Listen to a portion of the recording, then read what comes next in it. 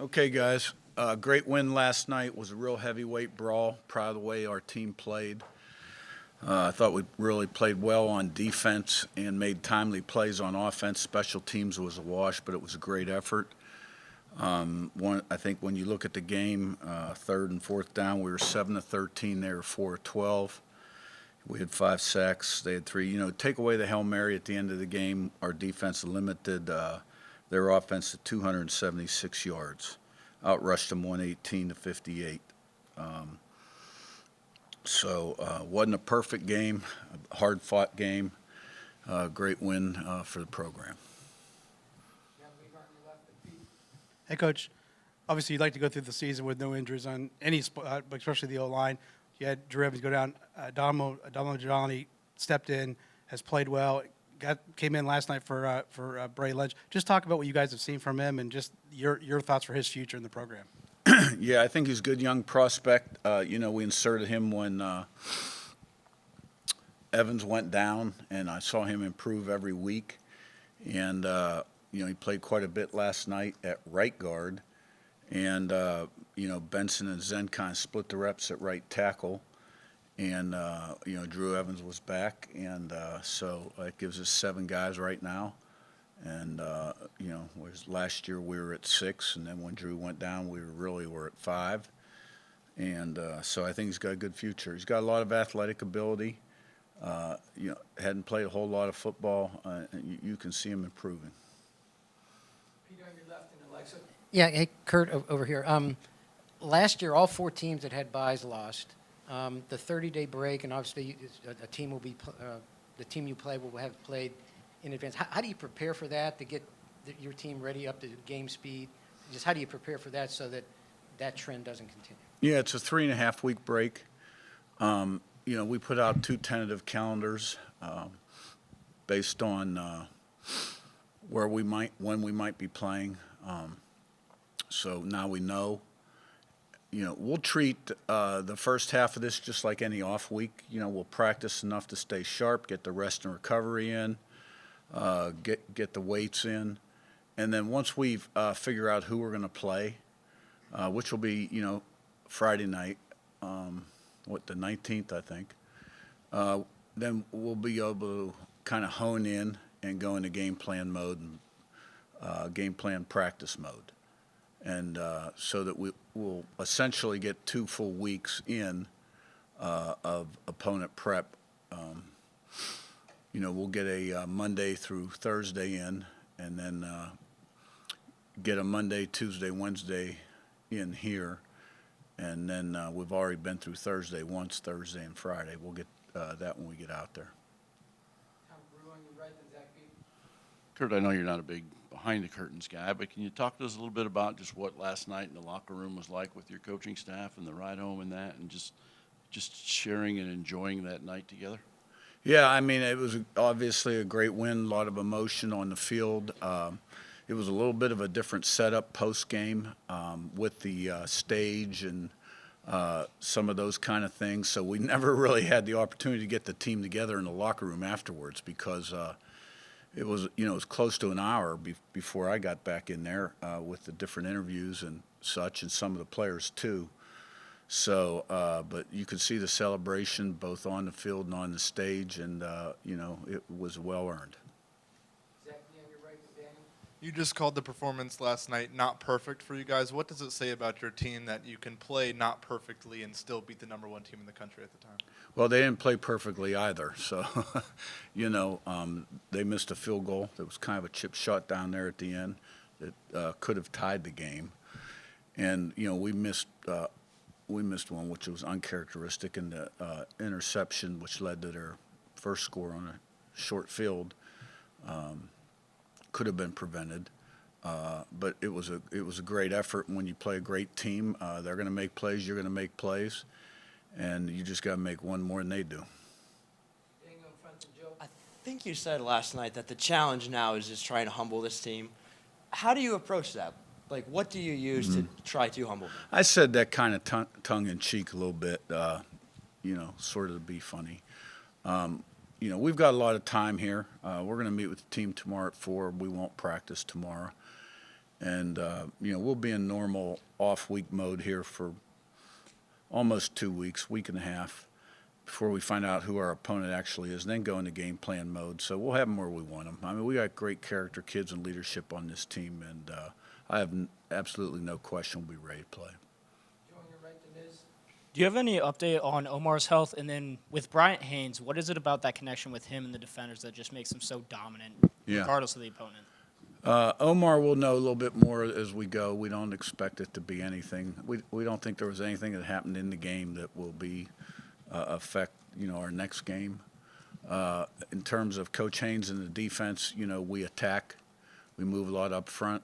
TFLs, sacks, stop the run is the emphasis, and there's a lot of line movement, and we were very disruptive. And in fact, I just started the game before I came down. I've gotten through about 15 plays, but we hit the quarterback 3 the first 10 plays and picked one off early. Great play by Lou Moore. And then obviously twice they got down there in the low red and came away with maybe 3 points, I think it was. And it's just an attacking style play on defense, and Coach Haynes does a great job. Miz on your left, and Zach.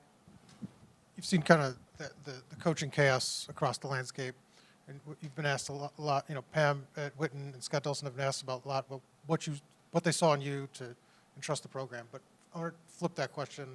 What did you see in the administration that you trusted that they would follow through, kind of the promises they made and things you said? Because the first thing you did at the podium last night was thank them before you got to Right. the fans. But how did you know, and what was your kind of like standard to be like, I could trust this, I believe they're going to follow through on the promises? Yeah, it was just a belief I had in my conversations. My initial conversation with Scott, the vibe I was getting, and then talking to Pam. I talked to Scott obviously 3 or 4 times. It's a quick process.